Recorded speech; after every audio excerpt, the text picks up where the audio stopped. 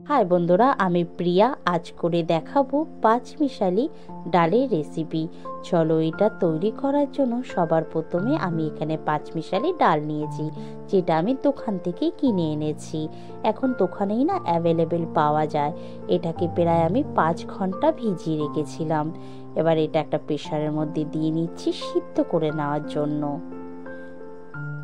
প্রায় আমি 5 ঘন্টা ভিজিয়ে রেখেছি বলে সেই কারণে প্রেসারে আমি 3টে সিটি দিয়ে সিদ্ধ করে নেব। প্রয়োজন মতন জল দিলাম আর দিয়ে দিলাম নুন।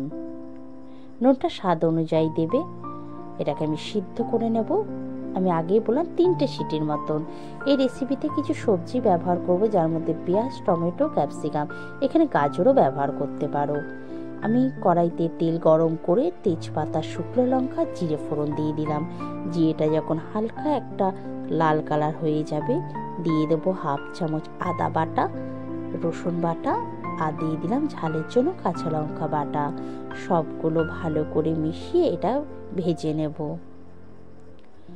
যখন দেখব মশলা থেকে কাঁচা গন্ধটা চলে গেছে, দিয়ে দিচ্ছি পেঁয়াজ কুচি আর দেব টমেটো কুচি। এখনই ক্যাপসিকামটা দেব না, আগে টমেটোটা ভালো করে ভেজে নিয়ে যখন দেখব নরম হয়ে গেছে টমেটোটা, দেখো আমাদের টমেটোটা কতটা নরম হয়ে গেছে।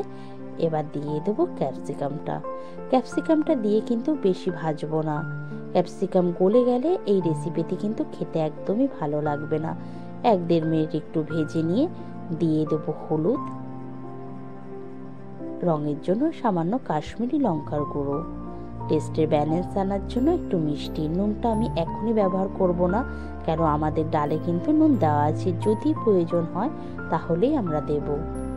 ভালো করে মশলাটা কষানো হয়ে গেলে সিদ্ধ করে রাখা ডালটা দিয়ে দিচ্ছি। আমার সিদ্ধটা প্রায় কিন্তু 100%ই হয়ে গেছে। এবার একটু নেড়ে ছেড়ে গ্যাস মিডিয়ামে দিয়ে এটাকে একটু ম্যাশ করে নেব। বারবার নেড়ে ছেড়ে দেখো কতটা সুন্দর হয়েছে, তোমরা বুঝতেই পেরেছো। আমি ম্যাশ করে নিয়েছি। অলমোস্ট কিন্তু আমাদের এটা রেডি হয়ে গেছে। এবার উপর থেকে দিয়ে দিলাম কেশরি মেথি।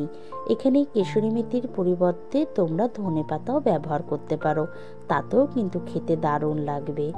আমাদের এটা রেডি হয়ে গেছে। দেখো এতটাই আমরা গাঢ় ভাব রাখবো, কিন্তু এই ডাল না পাতলা করবে না, তাহলে একদমই খেতে ভালো লাগবে না।